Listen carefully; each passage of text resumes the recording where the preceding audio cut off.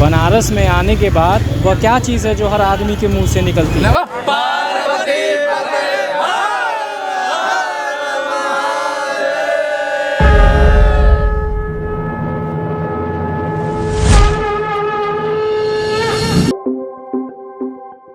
So hello guys, welcome to my YouTube channel. आज दिन है फ्राइडे और सुबह के बज रहे 8:30 और हम आज अपने व्लॉग की शुरुआत कर रहे हैं बाबा भोलेनाथ की नगरी वाराणसी से। फिर चाहे इसको वाराणसी, बनारस, काशी, जो चाहे कह लो, बात एक ही है। बनारस का इतिहास इतना पुराना है, इसकी हिस्ट्री इतनी पुरानी है कि इसे समय के साथ साथ कई नामों से जाना लगा। बनारस की जो विजुअल्स है वो इतनी अपीलिंग है, यहाँ की जो कहानियाँ हैं वो इतनी इंटरेस्टिंग है कि वो हमेशा आपको अपनी तरफ अट्रैक्ट करती हैं, आकर्षित करती हैं।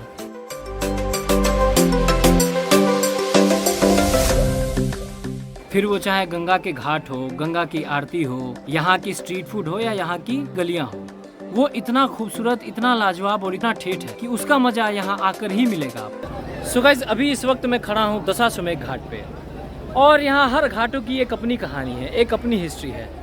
तो दशाश्वमेध घाट की यह कहानी है कि यहाँ पर भगवान ब्रह्मा ने आकर 10 अश्वमेध यज्ञ करवाए थे। सारे घाटों में सबसे महत्वपूर्ण घाट है ये। यहाँ पर लोग आते हैं नहाने के लिए। नहाने के बाद भगवान भोलेनाथ का जो मंदिर है, भगवान विश्वनाथ का जो मंदिर है, वहाँ जाकर दर्शन करते हैं। और ऐसे ही यहाँ पर बहुत सारे घाट हैं जो लाइन से हैं। एक हाफ सर्किल में पूरा काशी का किनारा बसा हुआ है, जहाँ पर लाइन से 84 घाट बने हुए हैं। तो चलिए गाइस, यहाँ कुछ लोगों से मिलते हैं और उनके पॉइंट ऑफ व्यू जानते हैं कि उनका क्या कहना है बनारस के बारे में। चलिए। वैसे लोगों का ऐसा मानना है कि यहाँ मरने पर मोक्ष मिलता है, लेकिन अगर सच पूछो तो बनारस मरना नहीं, जीना सिखाता है।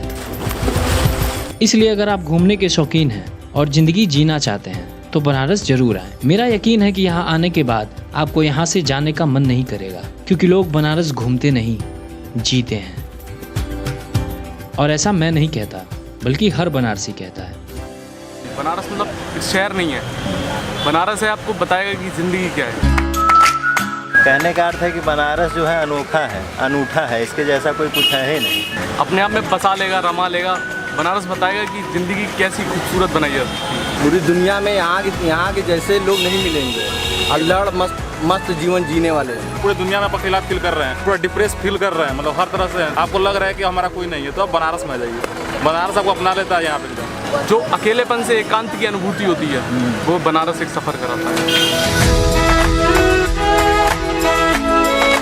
गड़गड़ में बाबा की कृपा, यहाँ आते हो आप सारी समस्याएं भूल जाते हो। आप हर चीज़ में कहीं ना कहीं बाबा को जोड़ना जरूर है, चाहे जो भी हो, काहे कि उनके बिना तो कुछ होने वाला है नहीं। कितनी बड़ी समस्याएं हो, महादेव पर छोड़ दो तो आप एकदम मस्त हो जाते हो। आप देखा होगा बनारसी बड़ा मस्त रहते हैं।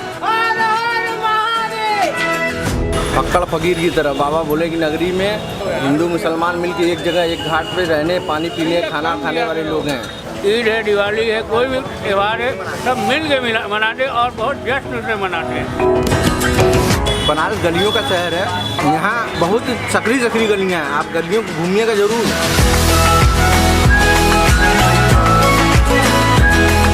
ये खाने पीने का शहर है, पूरी मस्ती का शहर है। ये नाश्ता सुबह का यहाँ का बहुत खास है। आप यहाँ सुबह सुबह जा सकते हैं गंगा घाट किनारे, वहाँ कचौड़ी खाइए, जलेबी खाइए। यहाँ लोग अपना 2-3 घंटा जब तक गप नहीं करेंगे तब तक उनका खाना दाना पानी पचेगा नहीं। कहते हैं यहाँ के पानी में मस्ती भरी हुई है। पहले चाय पिलाएगा, फिर पानी खिलाएगा, फिर पूछेगा क्या हाल चाल है, आप कैसे हो।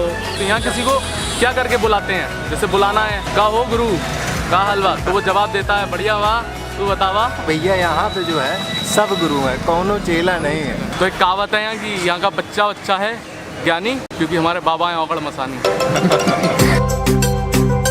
हम कोई पान खाने की आदत थोड़ी है, चले खाने 5-6 तो मैं ही खा जाता हूँ दिन भर में। चाय के बाद पान नहीं, चाय के साथ नहीं, चाय के साथ सिगरेट पीते हैं लोग ज़्यादातर। चाय पीने के बाद थोड़ा जुबान को पान चाहता है। लड़की से टेंशन हो, एग्जाम में नंबर कम आया हो या नौकरी ना मिली हो, एक बार जाइए पान खाइए, सब भूल जाएंगे। तो बनारस का पान की ऐसी मिठास है ना जो आपको भारत के किसी कोने में नहीं मिलेगी। बनारस आइए और यहाँ का पान न खाइए, फिर बनारस किस बात का आना होगा। और यहाँ अगर आप आते हो तो एक आध पान तो जरूर ट्राई करो।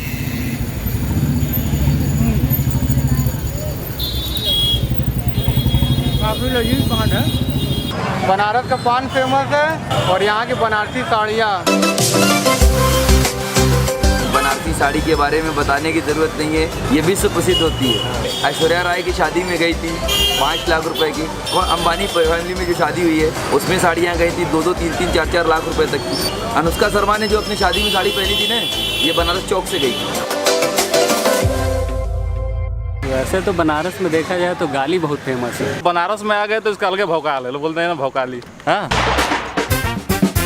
और यहाँ पे मतलब हर भाषा मतलब हर शब्द में लोग गाली देते रहते हैं, मतलब उसको गाली की तरफ मत लीजिए, आशीर्वाद की तरफ उसको लीजिए। यहाँ गाली प्रसाद माना जाता है। नहीं जैसे आप बोले भांग, पान और यहाँ का जाम, ये भी यहाँ के मेन सिटी में आपको देखने को मिल जाएगा। ठंडई की दुकानों पे जाएंगे तो वहाँ आपको पूछा जाएगा कि आप नॉर्मल लेंगे या फिर भांग के साथ लेंगे। हल्का डाल दे लाइट। अब भाई सबका अपना अपना क्षमता है, कोई 1 गोली में चला जाता है, कोई 10 गोली खाता है, प्रभाव नहीं पड़ता है। यहाँ के लोगों को भांग की ज़रूरत नहीं, जो बाहरी आते हैं उनको भांग की ज़रूरत पड़ेगी। यहाँ की हवा में ही नशा है।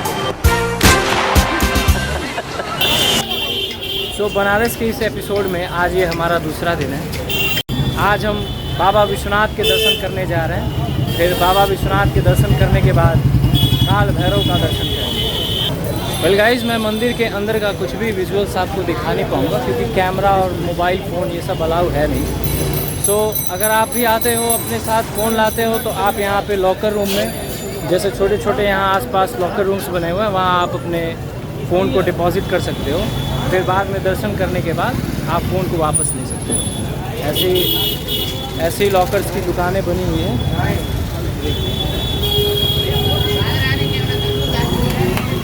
तो फिर मिलते हैं आगे दर्शन करने के बाद। हिंदू शास्त्रों के अनुसार ऐसा कहा जाता है कि एक बार ब्रह्मा और विष्णु जी में बहस छिड़ गई कि दोनों में से कौन महान है। तभी एक बहुत बड़ी विशाल अग्नि जमीन को चीरती हुई निकली जिसका कोई अंत नहीं था। और फिर ब्रह्मा जी आकाश की तरफ उसका ऊपरी छोर ढूंढने निकले और भगवान विष्णु जमीन के अंदर। हजारों सालों तक उन दोनों को इस ज्योति का कोई अंत दिखाई नहीं दिया, ना आकाश में ना पाताल में। जब दोनों वापस आए तो उन्हें भगवान शिव का रूप इस ज्योतिर्लिंग में दिखाई दिया और वही ज्योतिर्लिंग यहाँ विश्वनाथ मंदिर में प्रकट हुआ था। तो अभी बाबा विश्वनाथ का दर्शन हो चुका है कंप्लीट मेरा, और मैं आगे निकलूंगा काल भैरव के दर्शन के लिए। तो फिर आपको मिलते हैं अब काल भैरव। सो गाइस, काल भैरव का भी दर्शन हमारा हो चुका है कंप्लीट, और अब हम बढ़ेंगे दंड पानी की तरफ। कहते हैं कि यहाँ से दर्शन करने के बाद दंड पानी के भी दर्शन करना बहुत ही अनिवार्य है। लोग बिना जानकारी के दर्शन करके और आगे बढ़ जाते हैं, और जब तक यहाँ दर्शन ना करें ऐसा कहते हैं कि सफल नहीं होता। तो अगर आप यहाँ भैरव बाबा का दर्शन करते हैं तो आगे बढ़ के बस 10 कदम की दूरी पे दंड पानी का भी दर्शन कर लें।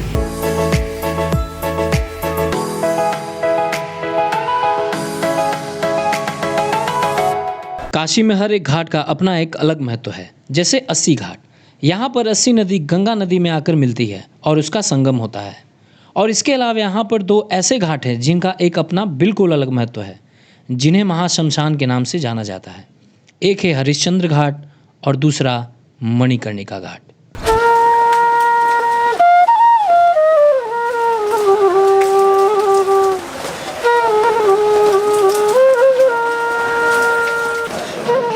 ये काशी है, यहाँ पे जो लोग मर जाते हैं ना उनको मुक्ति मिल जाती है। यहाँ पे लोग मुक्ति के लिए ही आते हैं।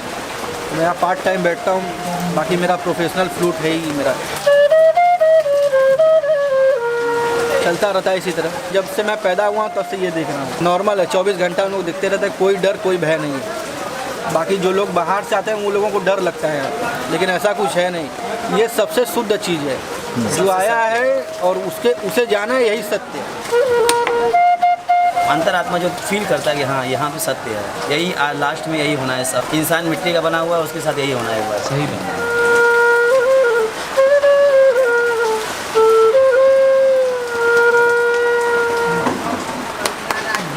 बहुत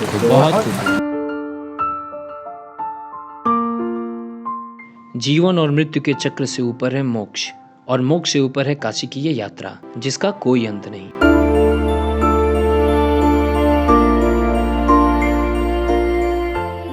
बहुत कुछ है यहाँ देखने और समझने के लिए, जिसे सिर्फ कुछ मिनटों में समझना मुश्किल होगा।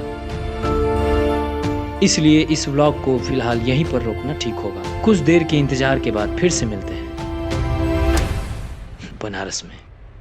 सो भक्तों के मन में इस मंदिर के लिए जो आस्था है वो नेक्स्ट लेवल। और यहाँ आप खुद दर्शन करके देखिए, एक अलग ही पॉजिटिव वाइब्स और एक अलग ही एनर्जी आपके अंदर आ जाएगी। बाकी धरती जो है शेषनाग के ऊपर है, लेकिन काशी जो है वो भगवान शिव के त्रिशूल में बसी हुई है। इसको त्रिकंटक विरासते कहते हैं, 3 कंटक है। तो 3 नदियाँ तो यहाँ हैं, गंगा यमुना सरस्वती, और 2 नदी यहाँ मिलती हैं, गिरिना और धूत बाबा। गिरिना का मतलब है कि यहाँ ऊपर एक सूर्य भगवान का मंदिर है और मतलब एक छोटी सी सूर्य भगवान की मूर्ति है, उससे बिंदु बिंदु पानी रिश्ता है।